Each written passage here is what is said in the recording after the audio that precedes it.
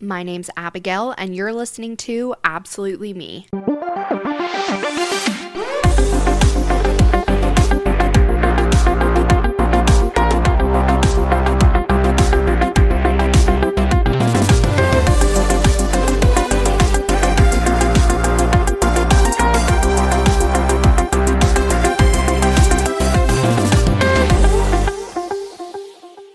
Really showing up as me because I did not want to record this. I'm feeling like garbage, hence the glasses. Probably not, but I am feeling like garbage.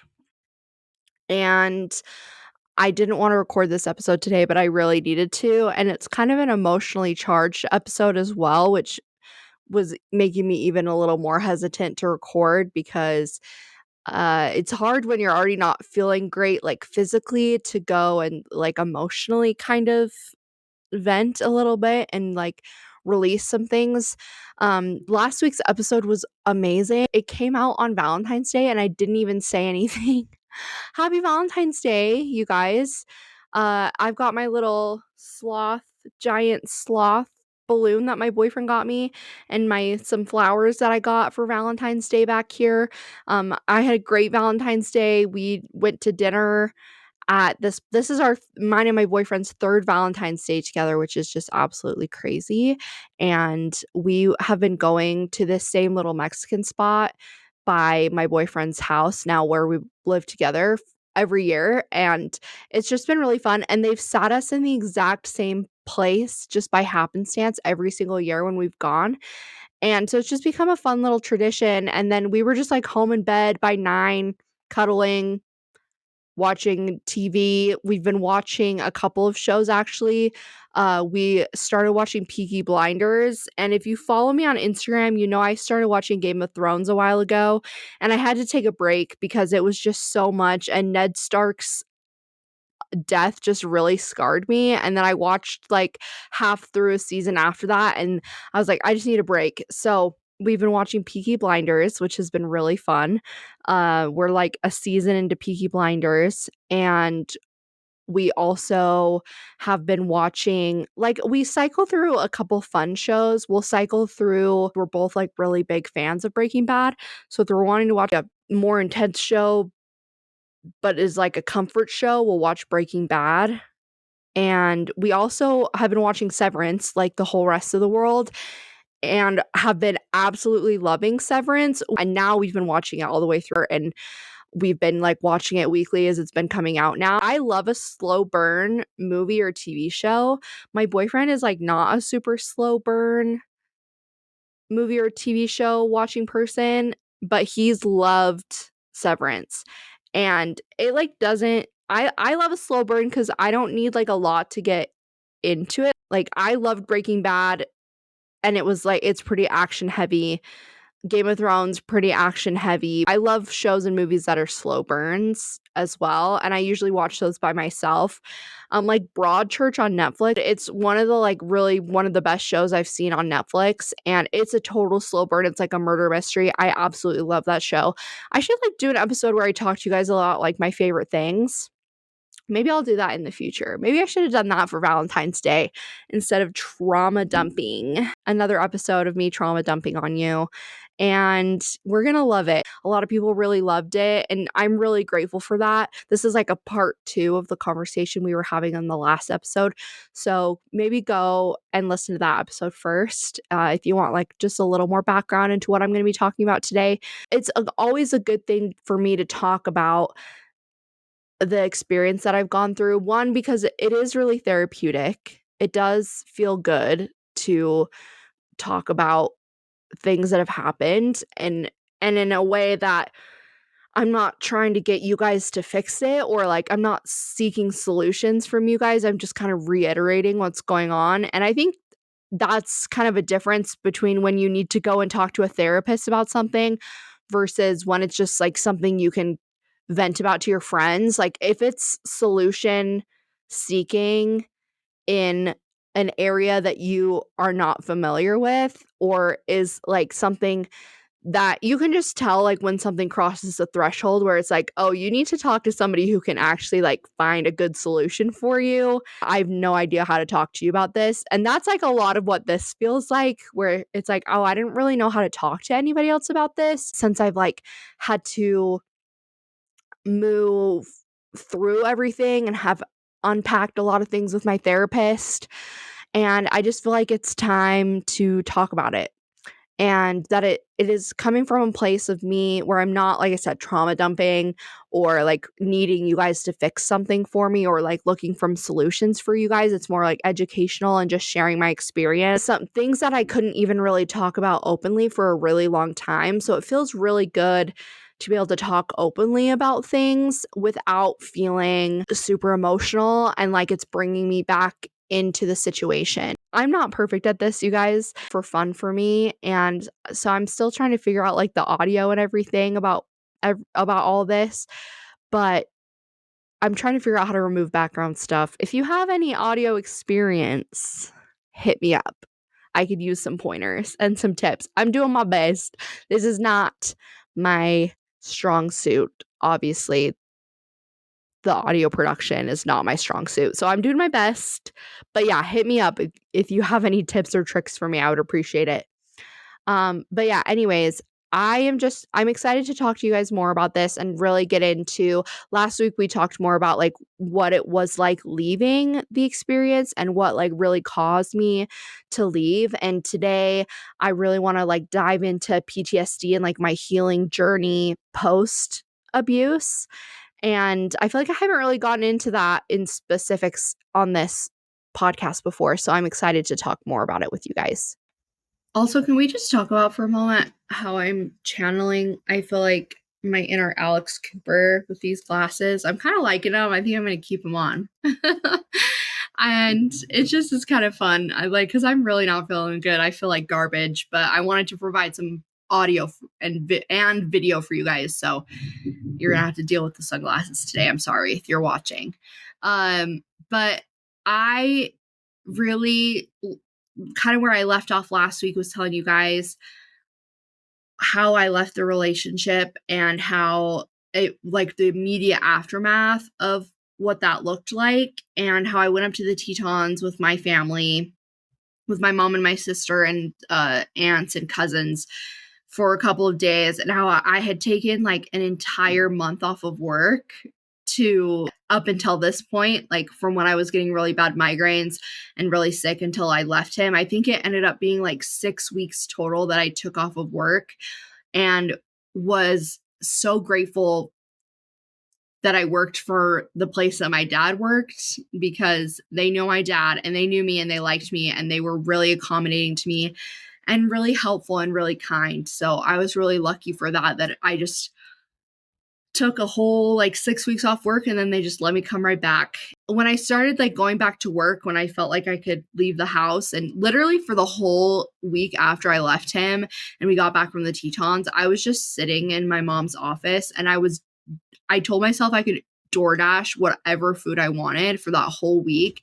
And I did. Like I ordered anything that I wanted from DoorDash and sat in a recliner chair in my mom's office and watched TV and watched movies and slept so long. And that like was the first part of me realizing that it was a good decision just because of the weight that was lifted off of my chest initially. And also he had so much control over me in my life. And like, I think I've mentioned this before, but he like literally put a webcam or a camera. I don't really know. It was like one of the, like a Blink camera from Amazon. And he literally had one in my room so he could watch me at night. And like when he was not sleeping, which was like 4 hours a night that he was sleeping. And it was like right after my lunch break at work is when he would go to bed, and then he would wake up like an hour or two after I got home from work, and we were in constant contact And it was really like a 4-hour break a day I got from him. And I was at work, and still, like, he would sometimes wake up and like message me, or like if we were on a video call and I hung up or the call dropped, he would like call me back, and he would like get super mad at me. So sometimes I even just left our like video call on my phone and would just like do whatever I was doing. And that was all that I did at that point. Like, and I was just so tired. So immediately I felt good because I didn't have to be constantly checking in with somebody. And I really felt that just peace. But then at the same time, I was also really sad and I was grieving. And I told my family, and I told my therapist, and she was super, super proud of me and super excited for me. And I also like told my friends at work what had happened, and my friends at work were really the only people I was allowed to have contact with other than his family and my family, and I really didn't talk to anybody else. And even then, like, he didn't like me talking to people at work and would get like mad at me if I like talked about them too much. But they were like the friends I was closest to at that point. And like I told them a lot of what had happened and everything that had gone down, and they were all like, "Oh my gosh." And because I had been away from work for a month and a half, and I got back and they're like, "We all thought you died." And I didn't. I just I was really going through it. And so I was like simultaneously super happy, but then I was also grieving the relationship. And even when I told my mom like that I couldn't do it anymore, we just like sat and cried together. And she was like, I know that the reason that you did this is like you really loved him and you just really wanted to be loved back, and everybody deserves that. And it was just like a really special moment. And that's really how I felt, and have really had to heal a lot from that. And like I said last episode, one of the hardest things for me to come to terms with that relationship was realizing that everything that I felt was real, but everything like that he felt nothing, and that it was just fake the whole time. And that like I literally didn't mean anything. And that was what was so hard to come to terms with even before I was leaving, because it took a while for me to realize. And that's when it really clicked in my head, was like, oh, he doesn't actually love me or care about me. Even though he's telling me that he does, his actions are like showing the complete opposite. And I just finally got fed up enough with that to where it like clicked in my brain. And so I did grieve that, and like grieve the idea that I had of being in a like, being married and like a family and all these things. And like I loved my in-laws and was really, really close to them. And I stuck around for a while because of them. And I really loved them, and they were really supportive of me. And the whole time I was in a relationship, they were telling me to leave him. And his mom, even on the phone one time, told me that she wished that they had another son that they could set me up with instead of Justin, because they just loved me that much. And they so I had a hard time letting them go too. And because I felt like I was really close to them, and I had, solidified in my head, like, oh yeah, these guys are going to be my family. Like they're my family now.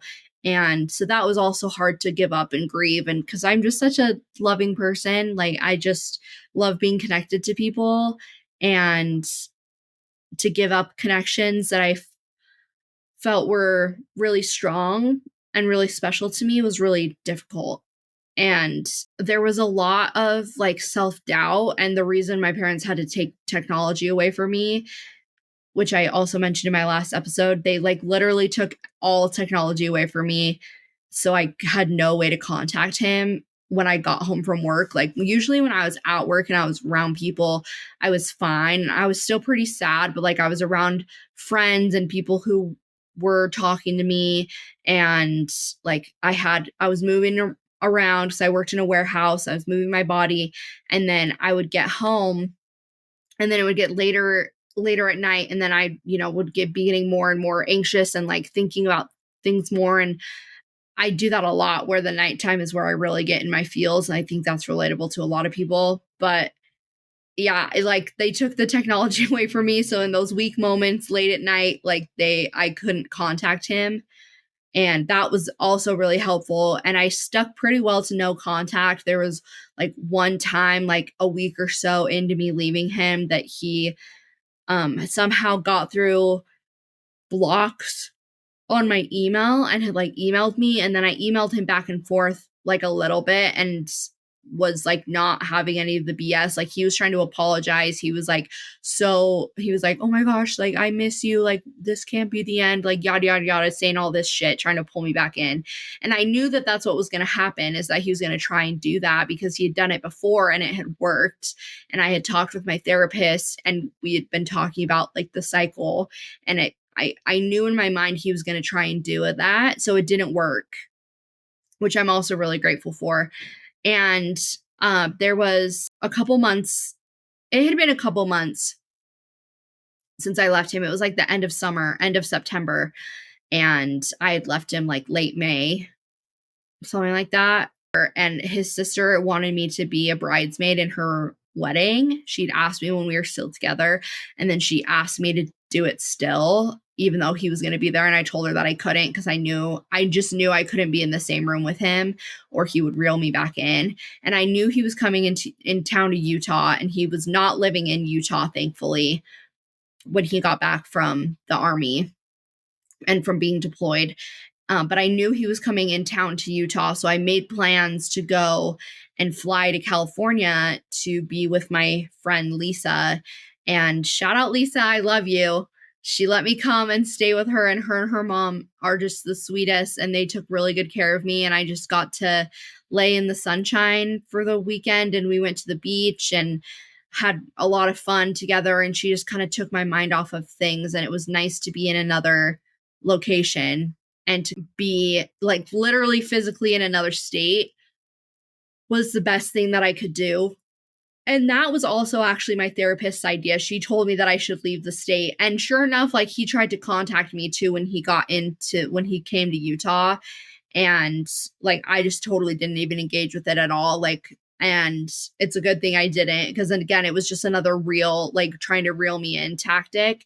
And then as soon as I didn't respond to him, I gave him nothing. Like at that moment, I think is when he realized like, oh, she's really not gonna respond to me. And he didn't attempt to contact me at all after that. To my knowledge, I don't know. I haven't, like I said, I haven't blocked on everything, but I haven't seen like an actual like reach out since that time, which has been really good. And he saw the week or so after when he was trying to apologize that didn't work and it didn't reel me back in. So then when he was emailing me or messaging me again, he was being like, oh, are you really just gonna divorce me and like never talk to me again? And like, are you stupid? Doing the complete opposite tactic to try and get me upset to engage, and it wasn't working. And I told him like that I never had wanted to talk to him again, which was true. And I stuck pretty well to that, which other than like the week or so where I emailed back and forth with him like twice and was like, no, this is not worth it. And so then from there, I never had heard from him again. And then I had served him divorce papers. And then that's a whole other story that I will not go into. But it took a really long time for us to get divorced. It took over a year because we had to end up going to court because he wouldn't sign anything. And we didn't even have any sort of interaction or anything until I saw him in court over a year ago. It had been like a year and a half, 2 years since I'd even seen him in person. So I really didn't have any contact with him, which was so good. And the longer I had distance from the relationship, the more that I realized how messed up it was. And the more I was able to see things in like a bigger picture and realize like, oh yeah, this was really terrible. And I slowly started reaching out to other people. I like reached out to my best friend first, who had been somebody that I had kind of been in contact with, but then when I got back together with him, like halfway through, I was really embarrassed to tell her and shame feeling a lot of shame about it. And so I didn't talk to her for a little bit, and we like communicated more towards the end. And then like when I was officially done, I told her, and she and I started hanging out a lot more and talking a lot more, which was great for me. I tried to get out and like meet other people and tried to just like get him out of my mind as fast as I possibly could. And I was like trying to go on dates and like get back out into the world and trying to, hang out with friends again. And I reached out to people and hung out with people that I hadn't seen in a long time. And I also was sucked into an MLM by him and was still participating in the MLM when I left him, because I was like, well, I'm going to just do it better than him, and I'm going to be better at it than him, is the main motivation why I stayed, because I am who I am and I'm stubborn. And there's a lot of reasons why I stayed, but there's some really good people like in that organization that I had gotten close to and who helped me out a lot too. And like I was going to events and it was really social, and it just felt like a really safe place for me to be. And everyone was super nice to me. And then eventually I was just like, you know what? Like, I don't want to do the MLM thing. And they don't really like, we've lost some touch, which has been sad to me. And I still like follow them on Instagram and stuff. And like, I still think they're great. And, but they were really, really helpful to me when I was first leaving that relationship too. And if you're listening to this, shout out, you know who you are. I love you. And, I also was getting friendship interactions at work, and I worked in a warehouse with like 100 people, and I had decided I was going to start going back to school, and I had a lot of movement going on, and I was like going on dates, and eventually ended up meeting my boyfriend like a while later. And so the hardest thing initially for me leaving was not that I was like alone. I had a really good support system.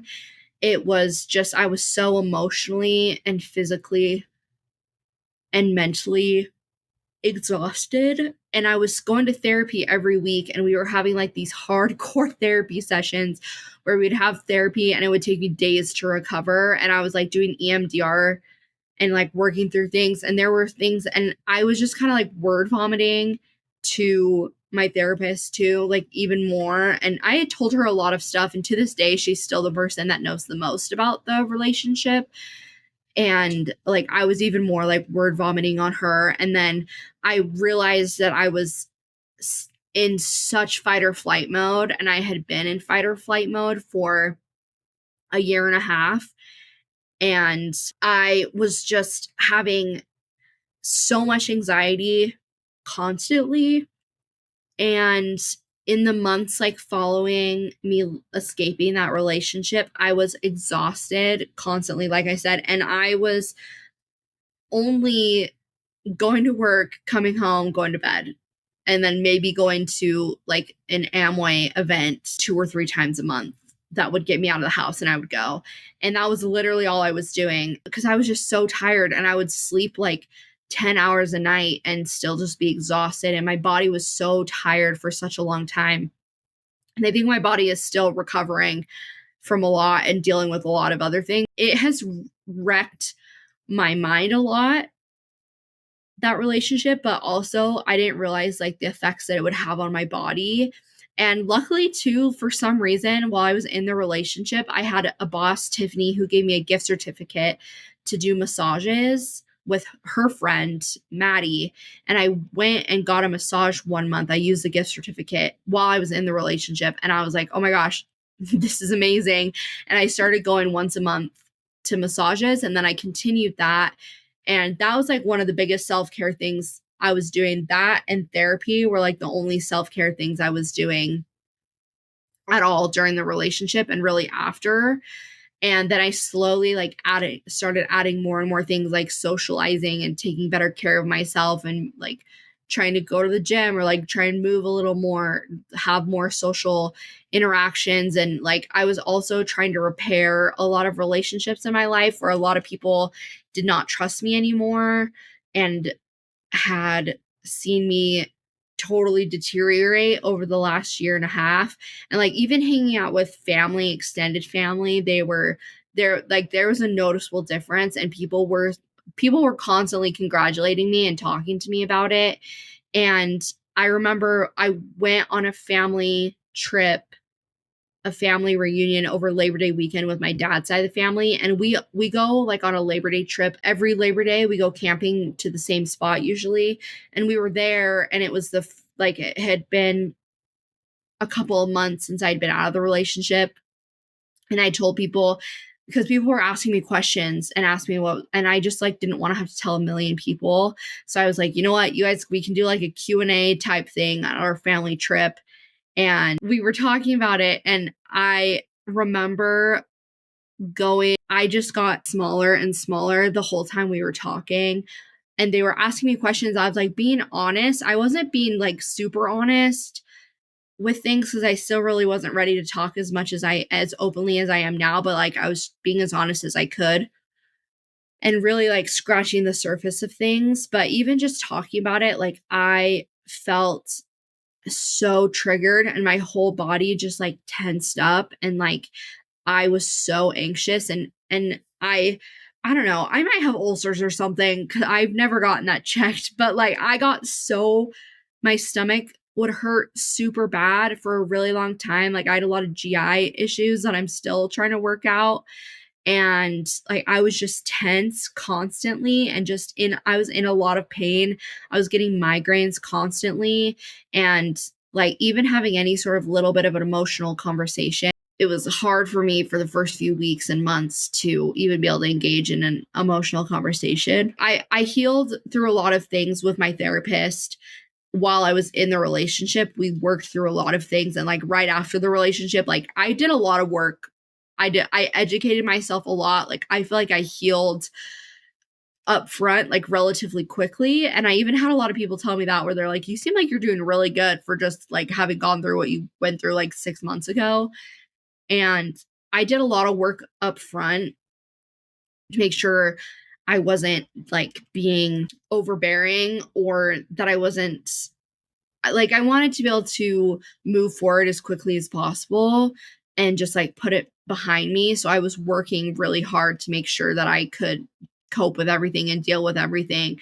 And I really was like working through a lot. Like I said, my therapy sessions were so intense, and we just were talking about really deep things and talking about my wounds and talking about like what things he had done to keep me there, and just unraveling everything and coming to terms with what I had done, and coming to terms with the fact that I was abused, and admitting that I knew what was going on. And just trying to figure all that out was really hard. And so it was like I was constantly having to relive through everything.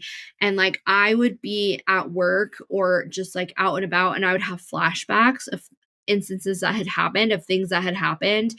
And that has gone down a lot, which is good. Like it was where at first it was happening like multiple times a day, where it was like many, many times during the day where I was having a flashback to like a conversation we had, or something that had happened, or some like emotion would come flooding back. And every time that happened, I wrote it down on a note in my phone, and would just, so I still to this day have like a note in my phone that just has, it's like titled like Justin Trauma or something. And every time I think about something, I'll write it on there, and I can kind of release it. And then I would like talk about it in therapy. But the flashbacks were like happening constantly. And then I was also just so anxious and like walking on eggshells with everything. But then also simultaneously, I felt so empowered, and like immediately I felt so much more powerful than I had. And I felt like I was attracting a lot of better things into my life. And it was just like immediately the universe rewarded me and was like, okay, you did a really good thing for yourself. You stood up for yourself. You picked yourself. Here's all this like goodness coming towards you. And I had convinced myself in the relationship that if I left, I was going to have the worst life. Like I was going to be so totally miserable.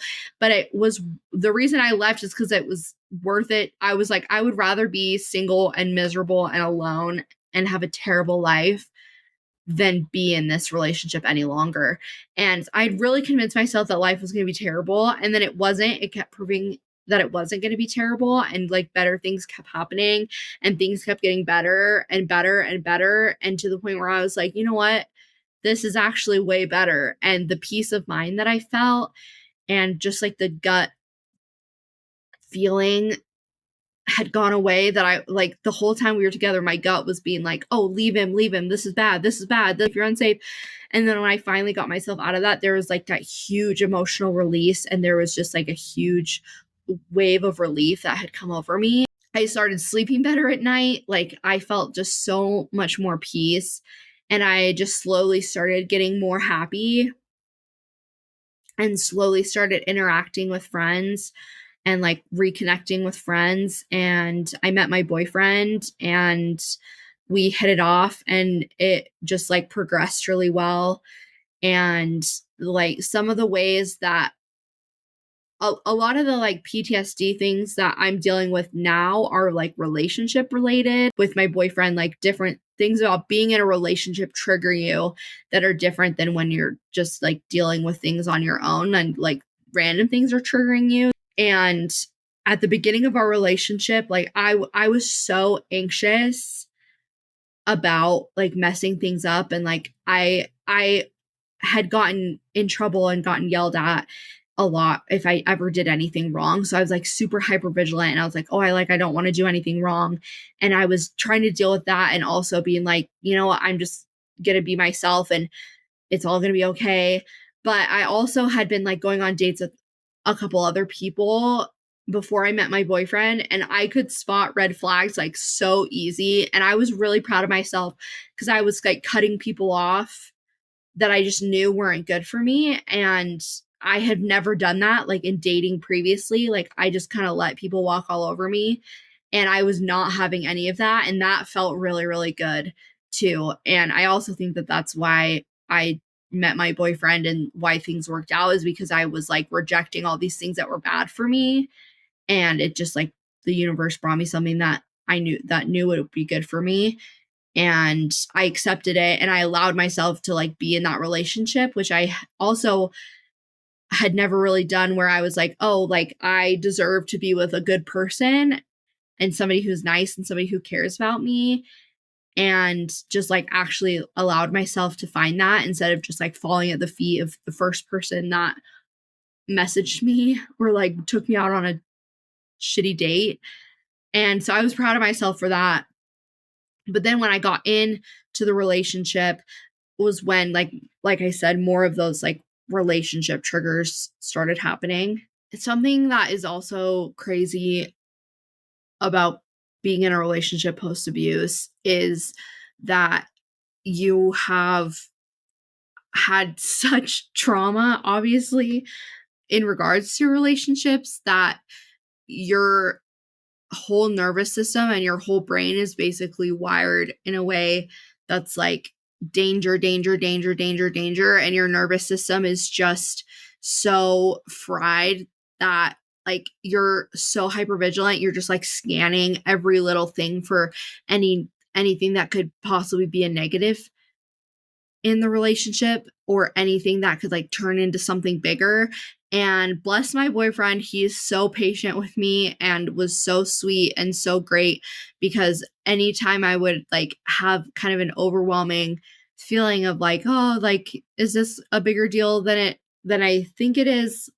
Or is this not as big of a deal as it is? He was coming with me to therapy, and we were talking to my therapist about it. And I just had such a hard time trusting myself and trusting my gut, where I was like, yeah, this is like a good situation. My gut is telling me like, yeah, this is good. This is where you should be. This is a good relationship. Like things are going really good. But my mind just, I couldn't trust my gut because I felt like I had trusted my gut before and felt like I was doing what I was supposed to be doing in my past relationship. And that I told my therapist and my boyfriend many times, where I was like, I just want you to like make a decision for me and tell me what to do. And both of them said no. And they're like, you really have to figure out like how to basically listen to your intuition and your thoughts and your gut again. If I would get triggered about something, and usually it wasn't even anything like specific, we never argue, my boyfriend and I, and we really never argued like at the beginning. And he was the complete opposite of everything that I had before. And I did feel like really emotionally safe with him. And I felt really secure in a way that also made me anxious. So I was like, oh, what if this like goes terrible? And like, I am just feeling so good about it. And so that was hard for me to cope with, and learning how to trust myself again and not relying on other people to tell me what to do and just doing what I felt was right, and learning how to trust that again. And then when I would get triggered, learning how to work through that and having I don't know if I should call it an episode, like a PTSD episode, but I don't really know what else to call it. And the first time that it happened, in front of my boyfriend, that it was like really kind of a big deal. We had been dating for a while, like we were like 7 or 8 months in at the time. I think maybe like 6 months in. We'd been dating for long enough that, we had had a little bit of like, everything. We were still majorly in the honeymoon phase, but it wasn't like everything was super shiny rainbows. And I was like more starting to open up and, trusting him with my emotions and the things that I was going through. And so he was seeing more of the like up and down of my emotional healing. And I was talking to him about my friend and like something that a guy had said to her. And he got like really annoyed with this guy that he had like said some weird things to my friend, and was like just ranting about how guys like on dating apps are just like so terrible sometimes, and how he can't believe that people treat other people like that. And to me, it felt like it had gone from 0 to 100, and it scared me really bad. He was like, oh my gosh, like what is happening?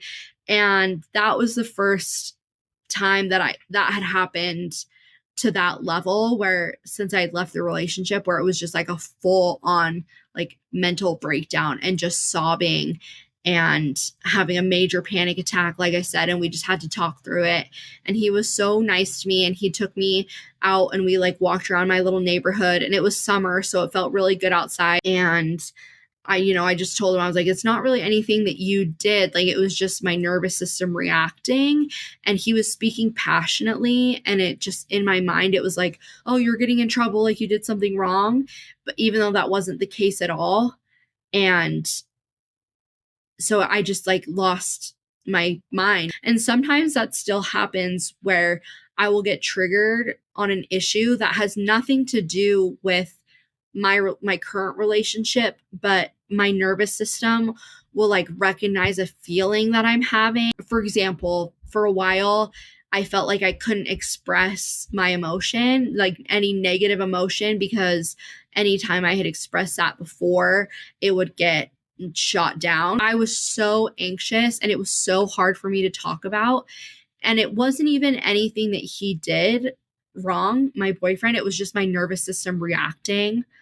And I had such a hard time even talking to him. Like, this didn't feel great. Like, can we talk about it? And it's never been a big deal. But for a really long time, I was so anxious to even bring something up. And I would talk about it in therapy, and I would talk about it like with friends, and I would talk about it for like a week or so, and it would just be on my mind. And then finally, it was like I couldn't take it anymore. And I just like said it. And it was always fine. Like, it was always like, yeah, sorry. Like, we'll work on that and it'll be fine. And it never turned into a big thing. And in my head, it was like, oh, if you bring this up, like it's going to turn into a fight. You guys are going to break up.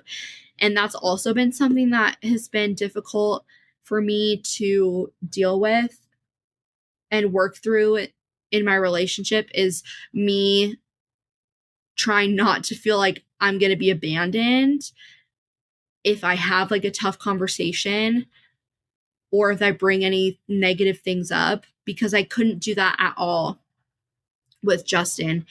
And it's gotten better and better, where now I can bring things up more in the moment, which I'm super proud of myself for, and not have to like mull on it and wait.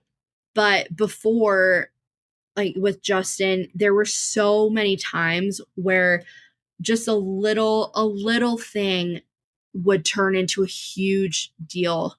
And like it would be something as simple, like I said, as we were on a phone call, a video call, and he would fall asleep. So I would hang up the video call, or the call would drop because he was in the Middle East, and he would get so mad at me, and he would like basically block me and be like, we're done, like I hate you, you're the worst, and then block me for like a day or two.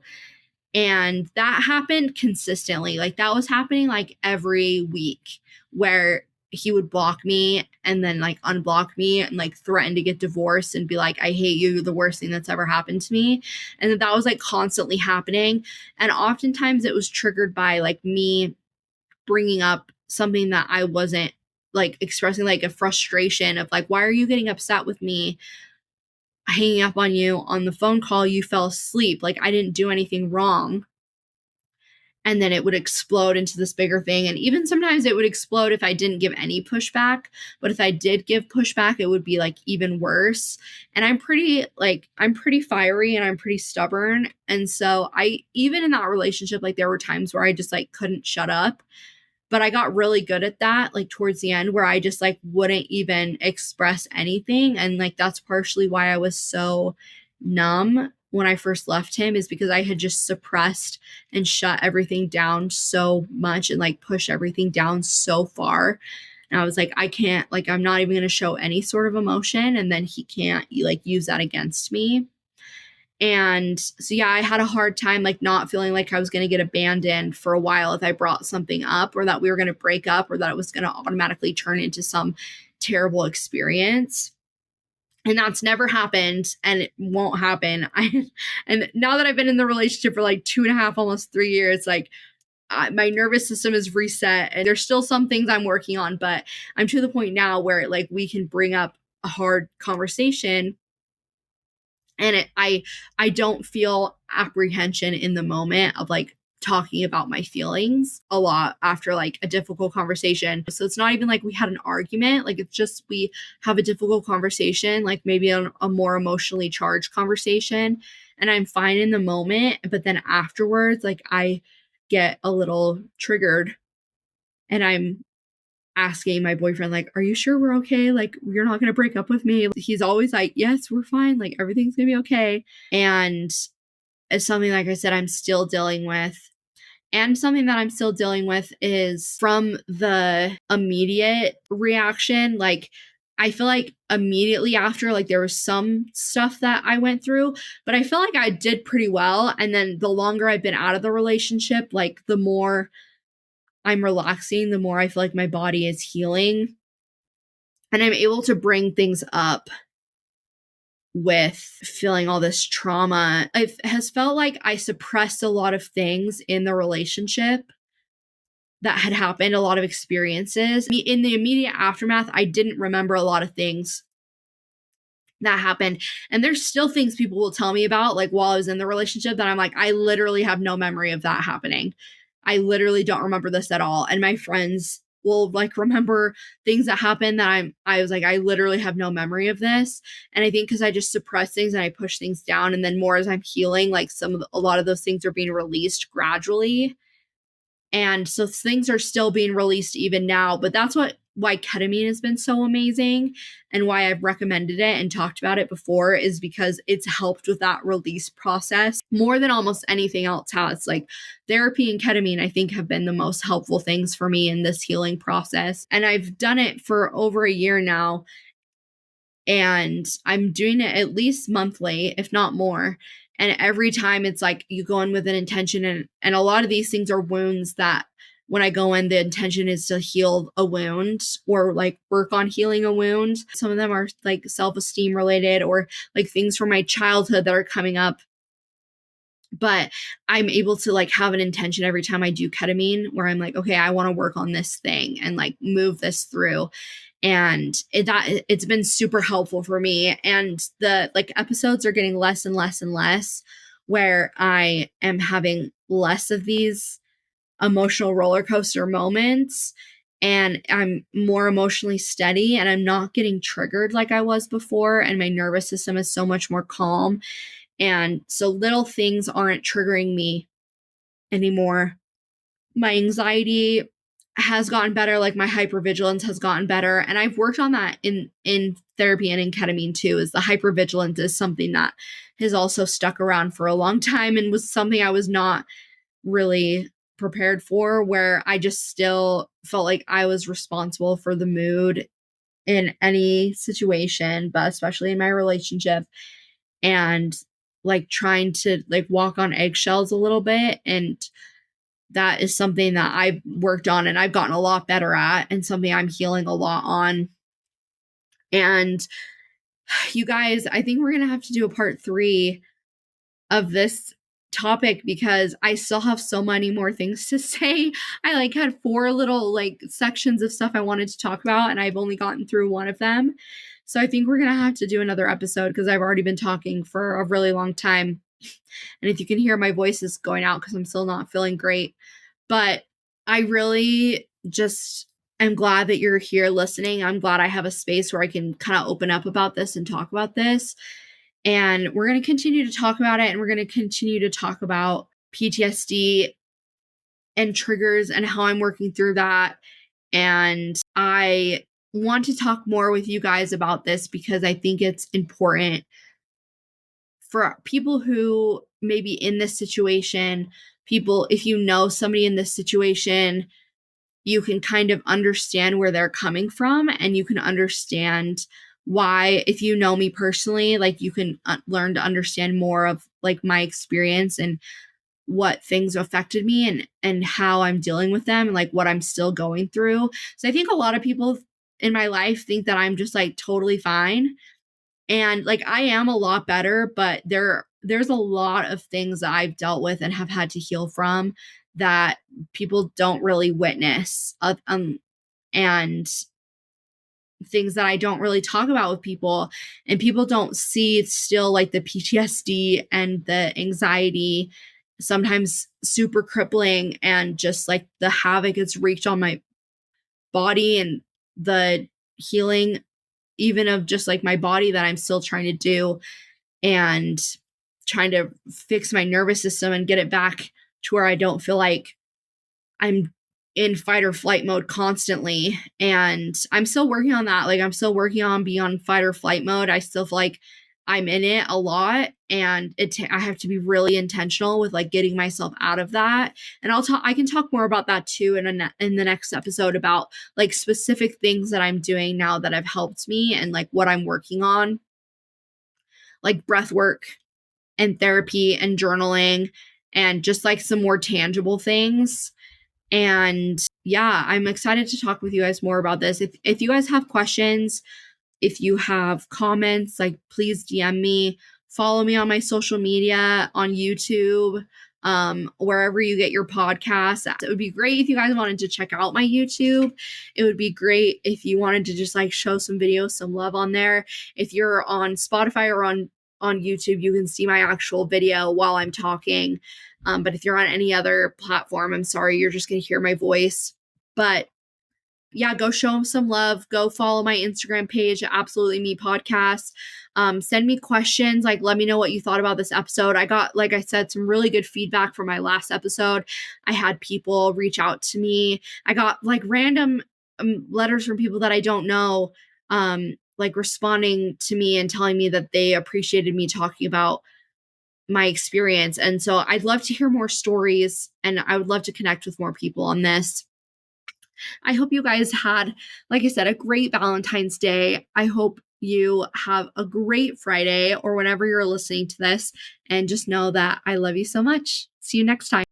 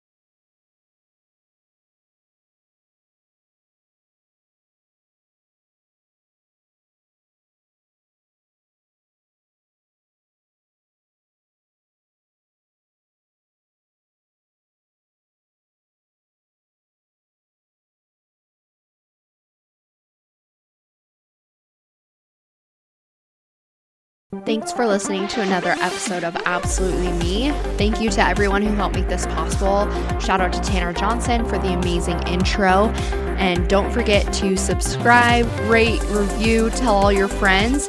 And we'll be back next Friday with another episode. Love you. Bye.